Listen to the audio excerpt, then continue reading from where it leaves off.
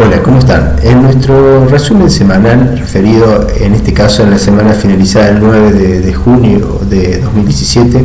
y analizando lo ocurrido en los principales índices de mercados globales, vamos a ver que la semana pasada fue una semana con una tónica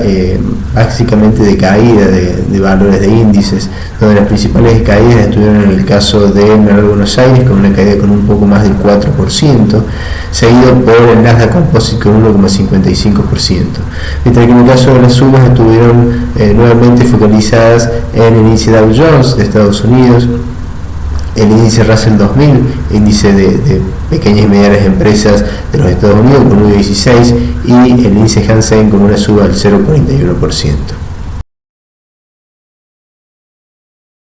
Analizando lo ocurrido con el comportamiento de las monedas y analizado en el caso del comportamiento del ETF que representa el UP, que representa el comportamiento del dólar index,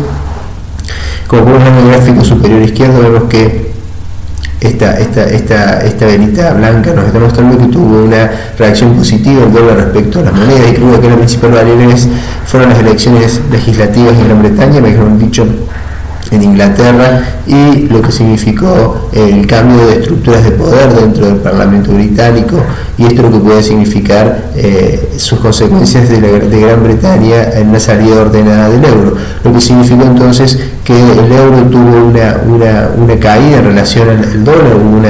una depreciación. Lo mismo ocurrió con la libra esterlina, vemos con una vela negra bastante consideración, mientras que en el caso del yen prácticamente no tuvo modificaciones. Si analizamos algunos otros pares de monedas, el yen acá lo vemos en la parte inferior izquierda, por supuesto, y si analizamos lo ocurrido con otros pares de monedas, como puede ser la corona o el franco suizo, también todos de zona euro tuvieron depreciaciones, mientras que, visto acá en la parte inferior, acá tenemos el franco y acá tenemos la corona, mientras que si analizamos lo ocurrido con el dólar australiano, tuvo una apreciación en relación al dólar como comportamiento de cotización de moneda. Si observamos lo ocurrido con los ETF representativos de cotizaciones de commodities, y analizando en la parte superior izquierda lo ocurrido con el ETF uso referido al petróleo en los Estados Unidos, vemos que el petróleo tuvo una caída, mientras que si analizamos el oro también tuvo una caída en su cotización, en su ETF, vemos esta vela negra con nuestra caída semanal. Lo mismo ocurrió con la plata, y no así con el acero, donde tuvo una pequeña suba. Ahora, si analizamos lo ocurrido con los commodities agrícolas en esta semana, tenemos ya sí una sorpresa, ya que en el caso del maíz tuvimos una reacción muy importante, positiva, con volumen, para el caso del ETF corn, que habla del ETF de maíz. Lo mismo acá podemos ver en el caso de lo ocurrido con el ETF de la soja, donde nuevamente soybean vemos que tuvo una suba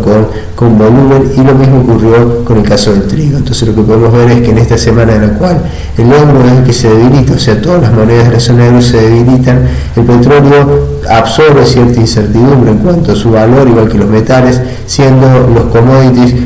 los que reaccionaron con fuerza ante esta situación de cambio en las cotizaciones de los commodities agrícolas, por supuesto. Bueno, y analizando lo ocurrido en el mercado local, ya en principio dijimos que el dólar tuvo una caída intrasemanal de un poco más del 4%, y si analizamos el dólar, esta caída, dado que hubo una pequeña apreciación del peso en relación al dólar para esta semana, fue una caída del 1,92%, mientras que si analizamos para todas las bolsas, mejor dicho, para el índice ponderado por volumen para toda la bolsa, la caída en dólar fue del 3,33%, donde las principales caídas estuvieron en el índice que refiere a otros, donde tienen básicamente algunas pymes importantes, las pymes que cotizan,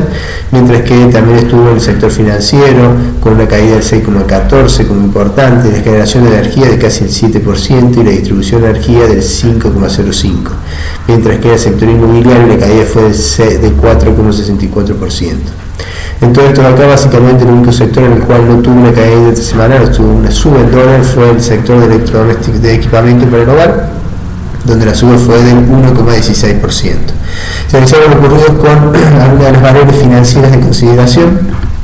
Vemos que por esta semana las tasas de interés tuvimos que la tasa vaga, es decir, la tasa en la que se financian entre los bancos, tuvo una caída de 63 puntos básicos, medido de mitad de semana a mitad de semana, o sea, para el 7 de junio como fecha de corte, mientras que en el caso de la tasa vaga, es decir, la tasa de plazo fijo más de 30 días, una caída de 44 puntos, mientras que los depósitos a 30 días de plazo fijo tuvo una suba en el pago de tasa, llegando al 18,7% con una suba de 90 puntos básicos, es decir, de un 0,9%. Si analizamos lo ocurrido con los bonos, vemos que en el caso de renta fija, los bonos en dólares tuvieron una pequeña caída, lo vemos en la recta amarilla, una pequeña caída en los tramos más cortos,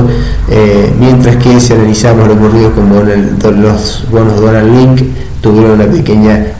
caída en su rendimiento, lo que significa que básicamente tuvieron incrementos en sus cotizaciones, mientras que lo mismo podemos decir en el caso de los bonos. Esta caída que estamos viendo acá significa básicamente que los bonos aumentaron su cotización en dólar, ¿no? Mientras que si analizamos